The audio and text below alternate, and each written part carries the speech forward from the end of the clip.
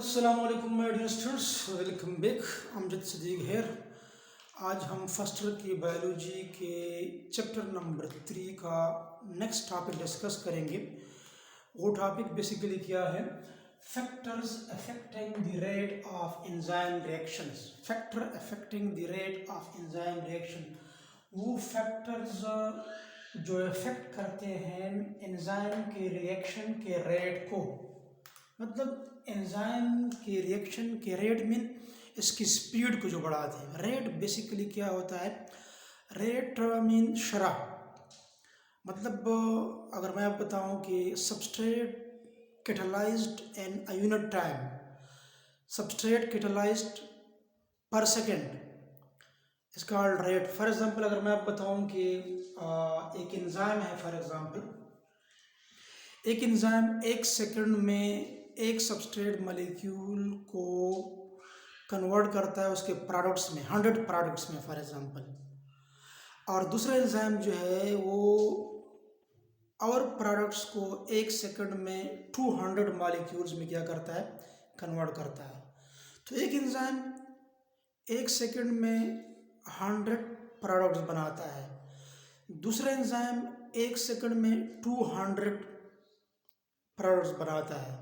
तो टाइम तो सेम है, एक सेकंड और दूसरा वाला भी एक सेकंड है, लेकिन एक 100 मॉलिक्यूल बनाता है, दूसरा जो है 200 बनाता है। उसको हम कहते हैं रेट। तो दूसरा वाला जो है इसका रेट ज़्यादा है, इसकी एंजाइम की कैटालाइजेशन जो है ये क्या, ये ज़्यादा है। This is called rate. तो ये बेसिकली जो होता है इसमें 4 फैक्टर्स हम डिस्कस करेंगे। इसमें एक है टेम्परेचर, दूसरा इसमें है पीएच, तीसरा इसमें है एंजाइम कंसंट्रेशन, फोर्थ इसमें है सबस्ट्रेट कंसंट्रेशन। तो सबसे पहले हम पढ़ते हैं टेम्परेचर को। अब आप कह सकते हैं कि टेम्परेचर जो है किसी भी एंजाइमेटिक रिएक्शन के लिए डायरेक्टली प्रोपोर्शनल है। किस तरीके से? फॉर एग्जांपल देखिए, अगर हम फॉर एग्जांपल टेम्परेचर को बढ़ाएं, फॉर एग्जांपल इस तरह का मैंने एक ये एरो मैंने लगा दिया, इसका मतलब टेम्परेचर को जब हम इंक्रीज करते हैं तो फिर क्या हो जाता है? रेट ऑफ केमिकल रिएक्शन क्या हो जाता है? वो भी इंक्रीज हो जाता है। तो temperature is directly proportional to the rate of enzymatic reaction. जब हम टेम्परेचर को बढ़ाएंगे रेट ऑफ एंजाइमेटिक रिएक्शन बढ़ेंगे, जब हम टेम्परेचर को कम करेंगे rate of enzymatic reaction slow हो जाएंगे। बट इधर जो हमने कहा कि डायरेक्टली प्रोपोर्शनल है, यहाँ पर अगर हम एक लफ्ज़ ऐड कर ले अप टू सर्टन लिमिट, क्योंकि आपको पता है कि जो आपके पास टेम्परेचर के लिए जो ऑप्टिमम टेम्परेचर है वो 25 टू 40 डिग्री सेंटीग्रेड है। ये ऑप्टिमम टेम्परेचर है। इसमें एंजाइम जो है इसमें मैक्सिमम एक्टिविटी शो करते हैं। कौन से टेम्परेचर पर? ये 25 से लेकर 40 डिग्री सेंटीग्रेड ऑप्टिमम टेम्परेचर है। अब जो 40 है, 40 जो बेसिकली है ये मेमेलियन एंजाइम्स के लिए, स्पेशली अगर हम ले लें मेमेलियन एंजाइम्स के लिए जो ऑप्टिमम है वो फिर 40 डिग्री सेंटीग्रेड है। अब ह्यूमंस भी तो मैमल्स में आते हैं, बट ह्यूमंस के लिए मेनली जो है 37 डिग्री सेंटीग्रेड क्या ये ऑप्टिमम टेम्परेचर है। अब इसी ऑप्टिमम टेम्परेचर में ये सारे एंजाइम जो है ये मैक्सिमम एक्टिविटी परफॉर्म करते हैं। अब अगर हम टेम्परेचर को 25 से 20, 15, 10, 5 इसको कम करेंगे तो एंजाइमेटिक रिएक्शन इफेक्ट होंगे, स्लो होंगे। लेकिन अगर हम 40 से टेम्परेचर को फर्दर राइट साइड पर अगर इसको हम इंक्रीज कर ले 40 टू 50, 60, तो फिर क्या हो जाएगी? एंजाइम जो है उसकी रिएक्शन स्लो भी हो जाएंगे, साथ साथ एंजाइम क्या हो जाएगा? डिनेचर हो जाएगा। एंजाइमेटिक रिएक्शन बिल्कुल स्टॉप हो जाएंगे, क्योंकि एट दैट और eight this very high temperature जो कि हम 45, 50 और 60 की बात कर रहे हैं, इसी टेम्परेचर पर एंजाइम डिनेचर हो जाते हैं। उसका जो ग्लोबुलर शेप है उसमें बिगाड़ आ जाता है, उसमें चेंजेस आ जाते हैं। फॉर एग्जांपल मैं आपको एक एग्जांपल देता हूँ। फॉर एग्जांपल ये मेरे साथ ये माइक है, माइक का एक तार है, ठीक है। आपको पता है कि एंजाइम जो होती है ग्लोबुलर इन शेप होते हैं। तो आप लोगों ने चैप्टर नंबर 2 में पढ़ा है कि एंजाइम जो होता है, स्पेशली जो प्रोटीन होती है, ये 4 लेवल्स होते हैं। इसमें primary level, secondary level, tertiary level and quaternary level. और जो आपके पास एंजाइम है ये मोस्टली टर्शरी लेवल में होती है और क्वाटरनरी। तो ये बेसिकली ये एंजाइम शेप किस तरह बनाते हैं। फॉर एग्जांपल ये एंजाइम है इस तरीके से, फिर इस तरह कायल हो जाते हैं, ठीक है। और फिर इस तरीके से फोल्ड एंड रीफोल्ड अपॉन इटसेल्फ, इस तरीके से, ठीक है।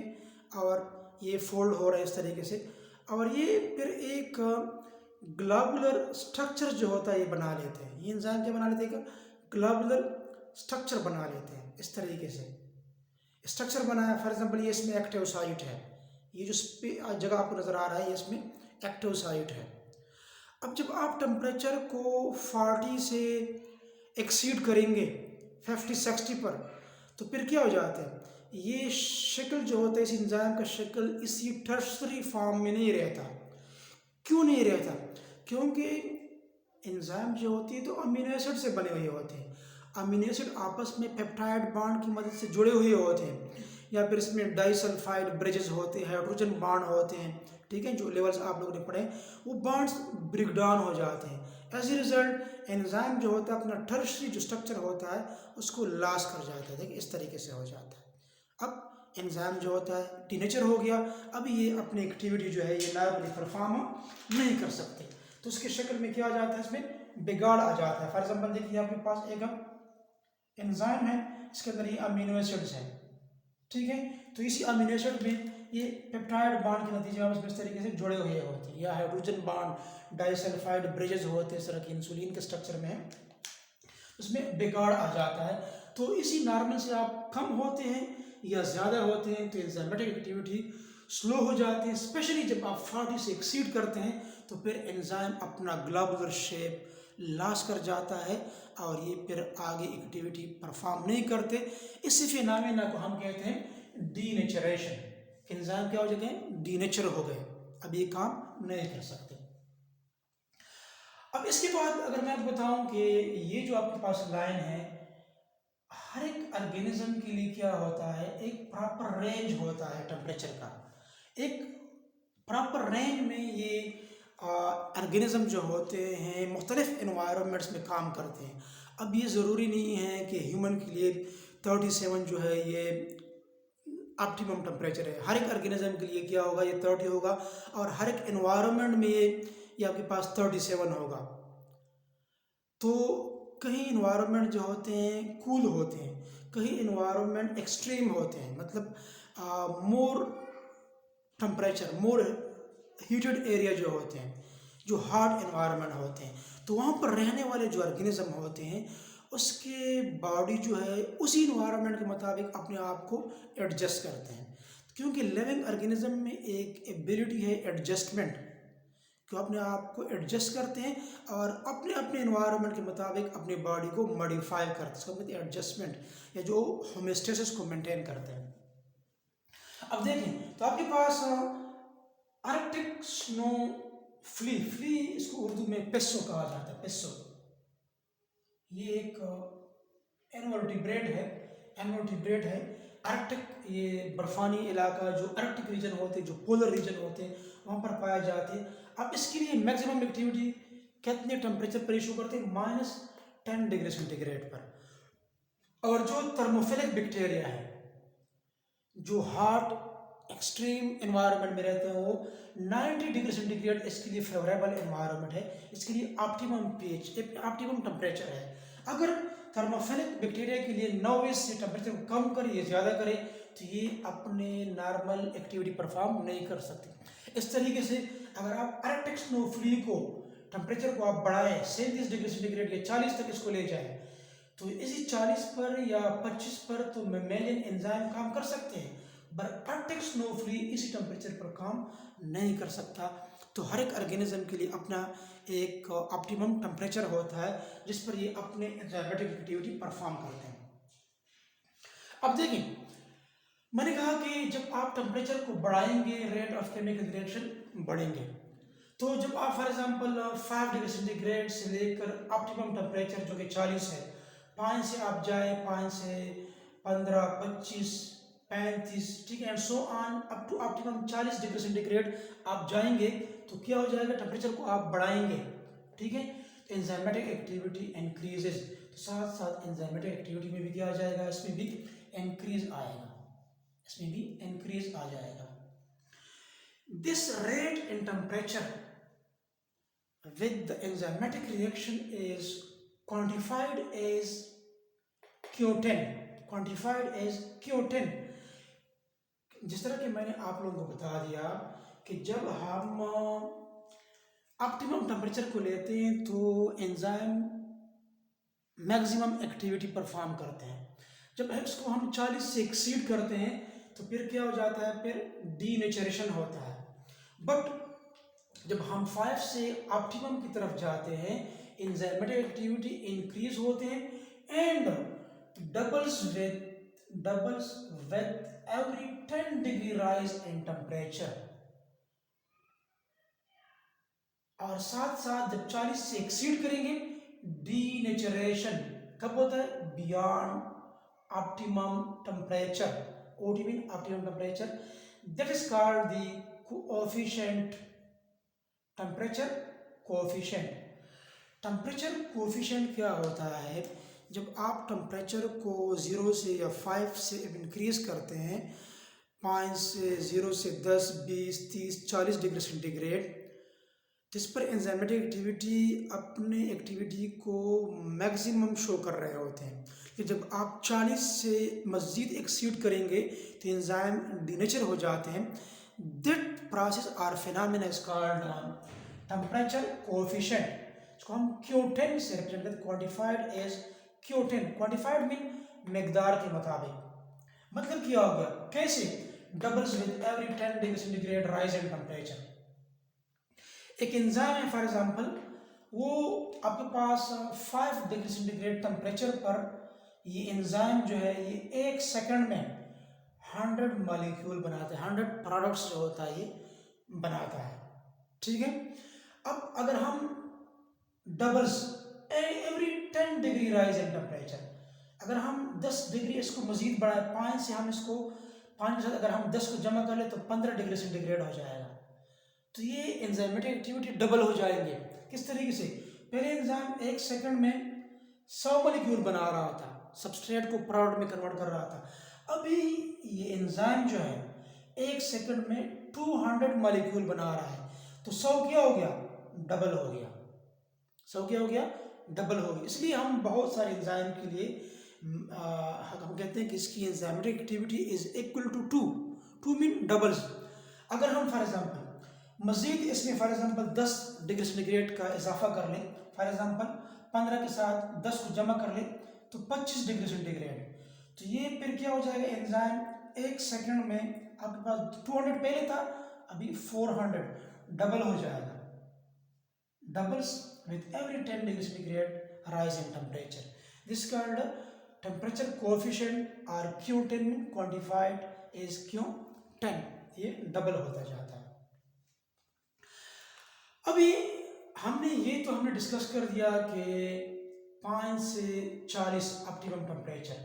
अगर आप 5 से नीचे आ जाए तो एंजाइम डीनेचर तो नहीं होते, एंजाइम अपनी एक्टिविटी को कंप्लीटली स्टॉप तो नहीं करते, बट क्या हो जाते हैं, rate is not 0 at 0 degree centigrade.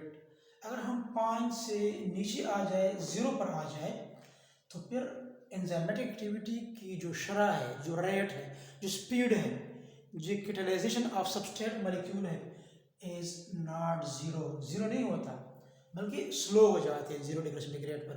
अगर 0 से भी आप इसको नीचे ले जाए, या इवन इन रेफ्रिजरेटर ये और भी मज़ीद स्लो हो जाते हैं, ठीक है। आल्सो इन आइसलेटस ये बर्फ़ की जो जाली बन जाती है, बर्फ़ जो एक ओपन हो जाते हैं, तो फिर इसमें इसी आइस क्रिस्टल में या आइस लेटस में एंजाइमेटिक एक्टिविटी और भी स्लो हो जाते हैं, क्योंकि इसमें एंजाइम की डिफ्यूजन जो होती है वो काफ़ी स्लो हो जाती है। एंजाइम डिफ्यूजन स्लो होगा तो एंजाइमेटिक एक्टिविटी और भी क्या हो जाती है, स्लो हो जाती है, बट ये स्टॉप नहीं होते। अभी इधर मैंने एक ग्राफ आपके लिए प्लॉट किया है, क्योंकि मुख्तलिफ बुक्स में ये ग्राफ्स भी दिए गए हैं, तो ग्राफ्स का डिस्कस करना भी ज़रूरी है। क्योंकि अगर आपने बोर्ड को आपने टॉप करना है, बोर्ड में आपने मैक्सिमम नंबर आपने फॉर एग्जांपल 90%, 95% अबव नंबर लेने हैं, तो आपको चाहिए कि आप एक कंप्लीट जो आंसर है, जो पेपर है, उसके लिए आप रखें सामने एग्जामिनर के लिए। तो इसके लिए अब मैंने आपको एक ग्राफ भी दिया है। फॉर एग्जांपल देखिए, मैंने इधर लिखा है कि 40 डिग्री सेंटीग्रेड ऑप्टिमम टेम्परेचर है फॉर मैमेलियन एंजाइम्स। तो ये आपके पास टेम्परेचर है, ठीक है, ये आपके पास टेम्परेचर को रिप्रेजेंट कर रहा है, इस साइड पर ये एक्सीड हो रहा है, ठीक है, टेम्परेचर। अब देखें, अभी जब आप टेम्परेचर को बढ़ाते हैं तो रेट ऑफ रिएक्शन क्या होता है, बढ़ता है, ठीक है। अभी अगर आप देखिए फॉर एग्जांपल ये मैमेलियन एंजाइम्स के लिए 40 है, ये 40 डिग्री सेंटीग्रेड टेम्परेचर पर अगर आप देखें तो आपके पास ये मैक्सिमम पीक बना है, मतलब यहाँ पर एंजाइमेटिक एक्टिविटी सबसे ज़्यादा है। पहले क्या थे, ज़ीरो थी, जब जीरो कम थे, जब ज़ीरो से आप जाते हैं 10 पे, ठीक है, एंजाइमेटिक एक्टिविटी बढ़ रहा है, ठीक है ना, ये बढ़ रहा है। अब टेम्परेचर को आपने 20 तक पहुंचा दिया, रिएक्शन और बढ़ गया, ठीक है, 40 पर पहुंचा दिया, रिएक्शन और भी तेज हो गई, तो यहाँ पर पीक शो कर रहा है। तो 40 से जब आप दोबारा एक्सीड करते हैं 50 पे, तो मैंने बता दिया एंजाइम डीनेचर होना शुरू हो जाते हैं, एंजाइम अपना ग्लोबुलर शेप लॉस करना शुरू कर जाते हैं। एज ए रिजल्ट देखिए ये रिएक्शन अभी क्या हो रहा है, ये रिएक्शन अभी इसी डायरेक्शन में आ रहा है, नीचे आ रहा है रेट ऑफ रिएक्शन, तो स्लो हो रहा है, इस तरह क्या हो जाते हैं, एंजाइम आपके पास डीनेचर होना शुरू हो जाते हैं at this very high temperature.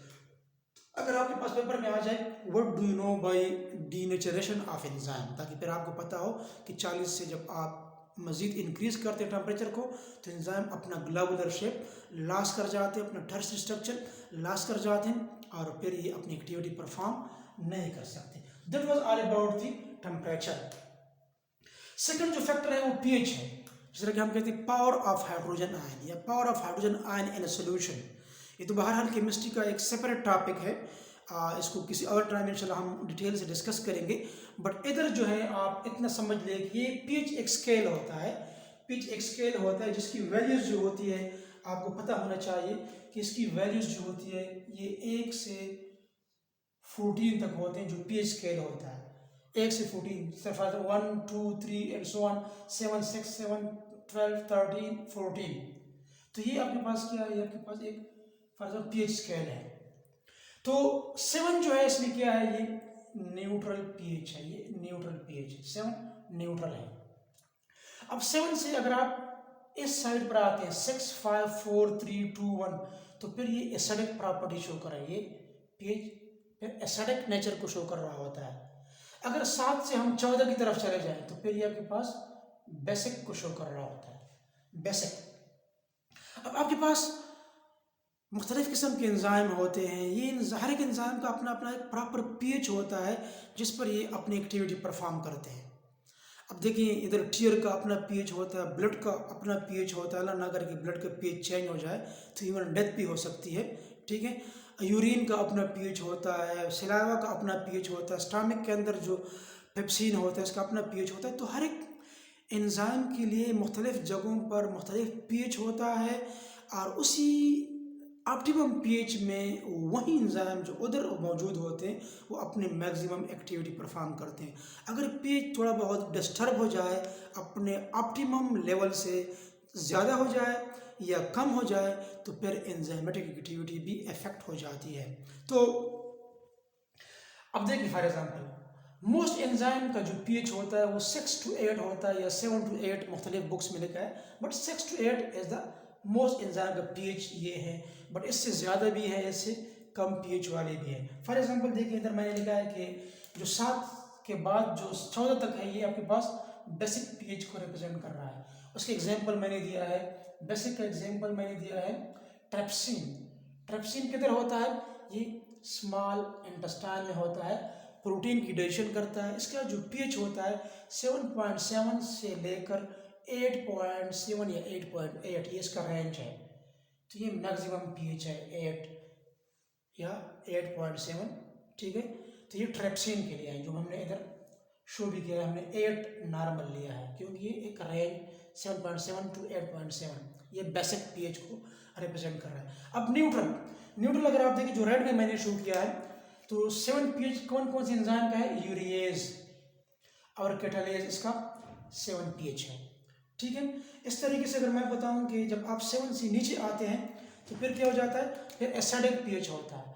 अब एसिडिक पीएच आपके पास फॉर एग्जांपल पेप्सिन, जो स्टमक में मौजूद होता है, इसका पीएच क्या है? 2 है।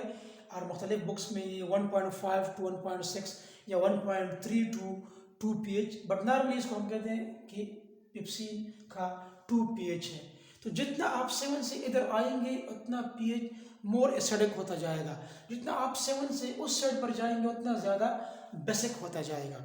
तो इस एंजाइम के लिए यही पीएच है। अगर पेप्सिन के लिए पीएच फॉर एग्जांपल 2 की बजाय 7 हो या 8 हो तो फिर पेप्सिन प्रोटीन को डाइजेस्ट नहीं कर सकता। 7 यूरिएज के लिए, कैटालेज के लिए 7 पीएच ना हो, इससे कम या ज़्यादा हो तो फिर यूरिएज भी काम नहीं कर सकता।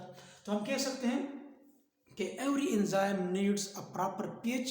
If there is some increase or decrease in the pH for a certain enzyme, the activity of that certain enzymes will be affected. इसके अलावा pH of medium affect the change of amino acid at the active site.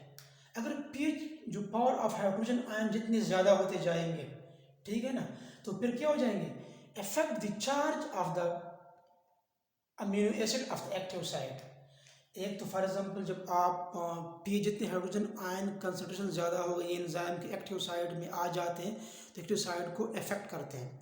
इसके अलावा अगर मैं बताऊं कि साथ साथ पीएच के डिस्टर्बेंस से जो हाइड्रोजन बॉन्ड है एंजाइम्स में, जो डाइसल्फाइड ब्रिजेस हैं जिस तरह के इंसुलिन में होते हैं, 2 पॉलीपेप्टाइड चेन आपस में डाइसल्फाइड ब्रिज की मदद से आपस में इस तरीके से अटैच हुए हो तो डिस्टर्ब हो जाते हैं। तो फिर एंजाइम का एक्टिव साइड भी डिस्टर्ब हो जाता है, पूरा का पूरा ग्लोबुलर शेप जो होता है वो डिस्टर्ब हो जाता है। क्योंकि अगर आपके पास ये एंजाइम है, इसके अंदर ये क्या है? ये अमीनो एसिड है ना, ये क्या है? ये अमीनो एसिड्स है।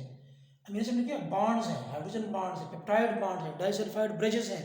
इसी बॉन्ड्स ने इसी एंजाइम को एक खूबसूरत शेप दिया है, एक ग्लोबुलर शेप दिया है। अगर ये बॉन्ड्स टूट जाते हैं तो फिर तो ये एक्टिव साइट या और ये शेप इस तरीके से फिर नहीं रहता, एंजाइमेटिक एक्टिविटी अफेक्ट हो जाएंगे। और साथ साथ हम change in pH ionizes amino acid. Amino acid को भी, उसकी आयोनाइजेशन को भी चेंज करते हैं। फॉर एग्जाम्पल देखिए आपके पास एक एंजाइम है, ठीक है ना। अब एंजाइम बेसिकली किस चीज़ से बना होता है? ये तो अमीनो एसिड से बना हुआ है, ठीक है। जब ये अमीनो एसिड मैंने इधर लिखा है, अगर फॉर एग्जांपल देखें इसी अमीनो एसिड पर अपने चार्जेस होते हैं, पॉजिटिव चार्ज, नेगेटिव चार्ज। अगर इस पर पॉजिटिव चार्ज है फॉर एग्जांपल, ठीक है, पीएच कम या ज़्यादा हो गया फॉर एग्जांपल, जिसके नतीजे में क्या हो जाता है? पीएच, पहले अमीनो एसिड का जो पीएच था वो ये प्लस से मैंने शो किया है, पॉजिटिव चार्ज था इस पर।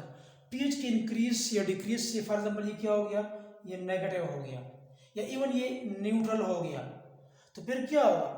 फिर इसी एंजाइम के एक्टिव साइट के साथ सबस्ट्रेट बाइंड नहीं कर सकेगा, क्योंकि आयोनाइजेशन, अमीनो एसिड की आयोनाइजेशन हो जाती है, उसमें चेंज आ जाता है।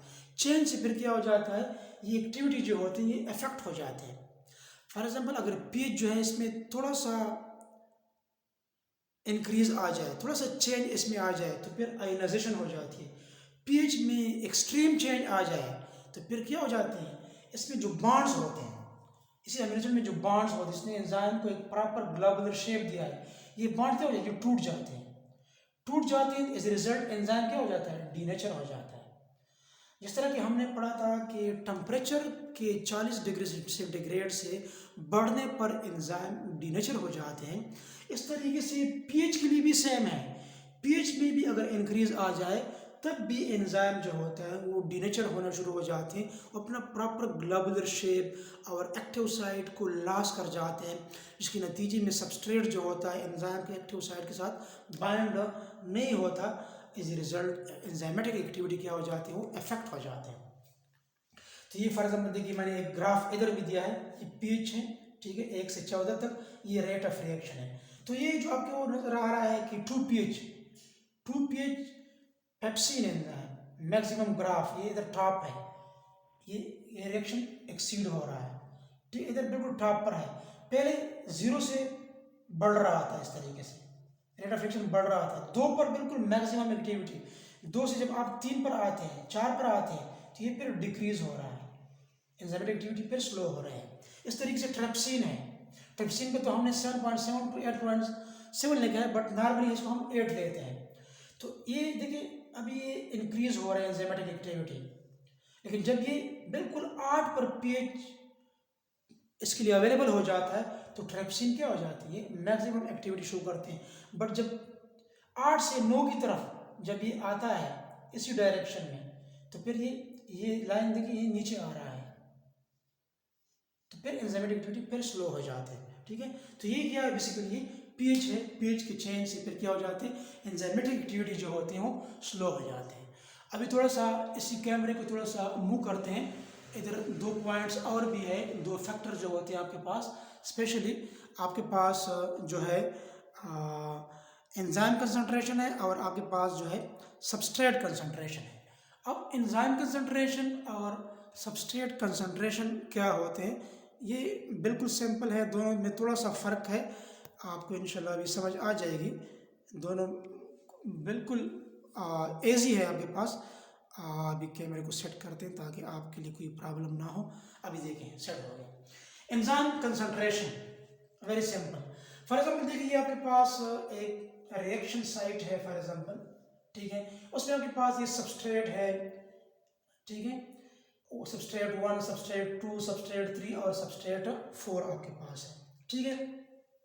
अभी आप क्या करते हैं, आप इसमें फॉर एग्जांपल देखिए इसमें आप एंजाइम को ऐड करते हैं। फॉर एग्जांपल देखिए आपने इसमें एक एंजाइम को आपने एंजाइम फर्स्ट इसको ऐड कर दिया, ये एंजाइम इसी सबस्ट्रेट के साथ एंजाइम सबस्ट्रेट कॉम्प्लेक्स बनाएगा, आपके पास एक प्रोडक्ट बनेगा। आपके पास एक एंजाइम आपने किया तो एक एंजाइम क्या करेगा, इसी सबस्ट्रेट के साथ ये अपने एक्टिव साइट की मदद से अटैच हो जाएगा, प्रोडक्ट में कन्वर्ट करेगा। फॉर एग्जाम्पल एंजाइम है, एंजाइम ने क्या बनाया, एक मॉलिक्यूल बनाया, मीन एक प्रोडक्ट बनाया, दूसरा एंजाइम आपने ऐड कर दिया तो आपके पास तो सबस्ट्रेट तो 4 है। फॉर एग्जांपल सबस्ट्रेट को हमने कांस्टेंट रखा है क्योंकि हम एंजाइम कंसंट्रेशन पढ़ रहे हैं, एंजाइम को हम ऐड कर रहे हैं, तो 4 सबस्ट्रेट है, एक एंजाइम से एक मॉलिक्यूल बन गया।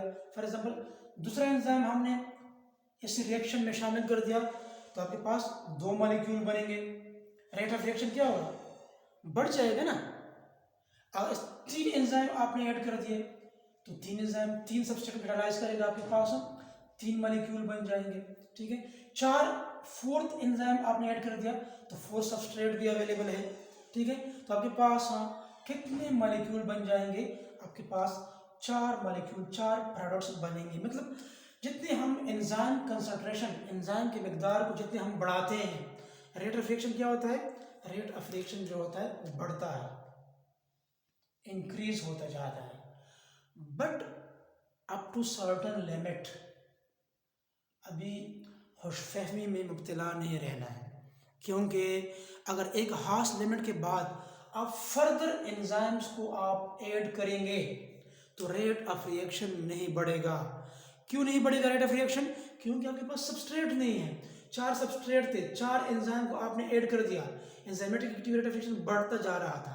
बट जब आप फॉर एग्जांपल देखें, आप अभी एंजाइम नंबर 5 ऐड कर रहे हैं, ये एंजाइम नंबर 5 है तो कोई सबस्ट्रेट नहीं है, तो क्या रिएक्शन पर कोई असर पड़ेगा, नहीं पड़ेगा, रिएक्शन पर रिएक्शन नहीं बढ़ेगा, ठीक है। आपने फॉर एग्जांपल 6 एंजाइम को ऐड कर दिया, कोई सबस्ट्रेट ही नहीं है, सबस्ट्रेट नहीं है, एंजाइम के कंसंट्रेशन से ऐड करने से further rate of chemical reaction में इंक्रीज नहीं आएगा। क्यों नहीं आएगा? क्योंकि आपके पास सबस्ट्रेट ही नहीं है। तो आप कह सकते हैं कि enzyme concentration is directly proportional to the rate of chemical reaction. Once you are adding the enzymes in a chemical reactions, the rate of chemical reaction will be increased, but up to certain limit. Because at this limit, if you want to add further enzymes, enzyme number 5 and 6, so for that there is no substrate available, so there will be no further increase in the rate of chemical reaction. कोई further increase नहीं आएगा। This is basically called the enzyme concentration. Enzyme concentration क्योंकि अभी वो वही 4 molecule 4 substrate 4 molecule बने हैं, आपने एंजाइम नंबर 5 और 6 भी ऐड कर दिया, फिर भी वही 4 मॉलिक्यूल है, कोई रेट ऑफ केमिकल रिएक्शन नहीं बढ़ता। अभी मैंने इधर ग्राफ भी शो किया है कि एंजाइम कंसंट्रेशन है, ठीक है, ये आपके पास रेट ऑफ केमिकल रिएक्शन है। आप जो ही आप एंजाइम को ऐड करते हैं, रेट ऑफ केमिकल रिएक्शन बढ़ता जा रहा है। लेकिन ये भी एक खास लिमिट तक, अगर फर्दर आपके पास फॉर एग्जांपल कोई सबस्ट्रेट 4 के बाद मजीद अवेलेबल नहीं है, आप फर्दर एंजाइम को आप ऐड कर रहे हैं, तो फिर कोई आपके पास कोई इंक्रीज फर्दर फिर नहीं होगा। This is all about the enzyme concentration. अभी हम आते हैं सबस्ट्रेट कंसंट्रेशन की तरफ, लास्ट की तरफ। ये बिल्कुल इसी तरह है, थोड़ा सा इसको हम उलट करते हैं। फॉर एग्जांपल किस तरह, आपके पास एक फॉर एग्जांपल एक केमिकल रिएक्शन का साइट है फॉर एग्जांपल, ठीक है। इसमें तो हमने लिया था सबस्ट्रेट को, 4 सबस्ट्रेट को, इधर हमने 4 एंजाइम को लिए। एंजाइम की मकदार जो है, अमाउंट जो है, ये कांस्टेंट है फॉर एग्जांपल। इसको तो हम नहीं बढ़ा रहे हैं क्योंकि हमारा टॉपिक क्या है, सबस्ट्रेट कंसंट्रेशन। हम सबस्ट्रेट को बढ़ा सकते हैं बट एंजाइम तो कांस्टेंट है। अब देखें, जब आप सबस्ट्रेट को इसी केमिकल रिएक्शन में ऐड करेंगे तो रेट ऑफ रिएक्शन क्या होगा, बढ़ेगा ना। फॉर एग्जांपल देखें, आपने एक सबस्ट्रेट ऐड कर दिया तो ये सबस्ट्रेट इसी एंजाइम एक्टिव साइट को ऑक्युपाइड करेगा, इसको प्रोडक्ट में कन्वर्ट करेगा, ठीक है। दूसरा सबस्ट्रेट आपने ऐड कर दिया तो प्रोडक्ट्स और भी ज़्यादा हो जाएंगे। तीसरा सबस्ट्रेट आपने ऐड कर दिया, रिएक्शन और भी बढ़ेगा, ठीक है। चौथा सबस्ट्रेट आपने ऐड कर दिया क्योंकि 4th एंजाइम भी मौजूद है, तो रेट ऑफ रिएक्शन बढ़ता जा रहा है। बट इधर भी हम कहते हैं कि अप टू सर्टेन लिमिट। इसी 4 के बाद अगर हम फर्दर एंजाइम को ऐड कर रहे हैं तो क्या रेट ऑफ केमिकल रिएक्शन बढ़ेगा? नहीं बढ़ेगा। खुशफहमी में मुब्तला नहीं होना है। क्यों मुब्तला नहीं होना? क्यों rate of chemical reaction increase नहीं होगा? क्योंकि कोई एंजाइम नहीं है। क्योंकि अगर ये सबस्ट्रेट को आप ऐड करते हैं तो इसके लिए तो एंजाइम चाहिए, और ये फिर एंजाइम एक्टिव साइट के साथ ऑक्युपाइड हो जाता है। एंजाइम सबस्ट्रेट कम्प्लेक्स बनाता है। जब एंजाइम सबस्ट्रेट कम्प्लेक्स बन जाता है तो फिर क्या हो जाता है, तो फिर तो आगे फिर रिएक्शन होता है। अब सबस्ट्रेट नंबर 6 आपने ऐड कर दिया, क्या रेट ऑफ केमिकल रिएक्शन बढ़ेगा? नहीं बढ़ेगा। तो ये लाइन को इस तरह हम फिर स्ट्रेट शो करते हैं। ये स्ट्रेट जो है ये बेसिकली सैचुरेशन पॉइंट को रिप्रेजेंट कर रहा है। सैचुरेशन, क्योंकि सैचुरेशन में ऑलरेडी 4 एंजाइम मौजूद थे। ये सारे सबस्ट्रेट जो है उन्होंने क्या किया, इसी सबस्ट्रेट ने इसी एंजाइम के एक्टिव साइट को सैचुरेट कर दिया, इसी सबस्ट्रेट ने इसी एंजाइम के साइट को सैचुरेट कर दिया, इसी सबस्ट्रेट ने इसी एंजाइम का एक्टिव साइट, इस सबस्ट्रेट ने इसी एंजाइम का एक्टिव साइट को सैचुरेट कर दिया, ठीक है। अब सैचुरेट हो गए। अब अगर फर्दर आप सबस्ट्रेट नंबर 5 या 6 ऐड करते हैं तो कोई एंजाइम नहीं है, because the active side of the enzyme are already occupied with the substrate molecule. If you want to add further substrate molecule in this reaction, so there will be no further increase in the rate of chemical reaction because all the active side of these enzymes are occupied by the substrate molecule. So the active side of the enzyme are saturated. ये क्या saturation point है। अब further rate of chemical reaction नहीं बढ़ेगा। क्यों नहीं बढ़ेगा? देखें, इसके लिए मैंने आपको एक ग्राफ दिया है। Substrate concentration, rate of chemical reaction, ठीक है। आपने 4 एंजाइम मौजूद थे, एक सबस्ट्रेट, दूसरा, तीसरा, चौथा। जब आप ऐड कर रहे थे तो इंक्रीज इन केमिकल रिएक्शन है। सबस्ट्रेट मॉलिक्यूल को आप ऐड करते जा रहे हैं। फॉर एग्जाम्पल देखिए, आपने 4 सबस्ट्रेट ऐड कर दिए तो रेट ऑफ केमिकल रिएक्शन क्या हो रहा है? बढ़ रहा है। क्लियर? क्या हो रहा है? ये ऊपर बढ़ रहा है इस तरीके से, ठीक है। जब एक्टिव साइट ऑक्युपाइड हो गए, फर्दर आप सबस्ट्रेट को ऐड कर रहे हैं तो रेट ऑफ रिएक्शन तो नहीं बढ़ता। तो फिर ये जो मैंने इधर ये निशान लगाया है क्रॉस का, ये क्या, ये पॉइंट ऑफ सैचुरेशन है। इसके बाद ये लाइन इस तरह शो किया गया है, इसका मतलब क्या है, increasing concentration does not affect reaction rate. अभी अगर फर्दर आप 4 के बाद 5-6 सबस्ट्रेट्स को आप ऐड कर रहे हैं, रिएक्शन आगे नहीं बढ़ रहा है, रिएक्शन आगे नहीं बढ़ रहा क्योंकि इधर एंजाइम्स ही नहीं है। सो इधर पर फिर ये स्टॉप हो जाता है। So this is basically the substrate concentration. तो आज का लेक्चर ये हमने आपके लिए रिकॉर्ड किया था, बड़ा कंसेप्चुअल लेक्चर था। इससे आप ईटा, नीट, जितनी भी कम्पिटिटिव एग्जाम्स है, एमडीकेट, उन जितनी भी एमसीक्यूज इस पर आती हैं, इसको आप आसानी से अटेम्प्ट भी कर सकते हैं।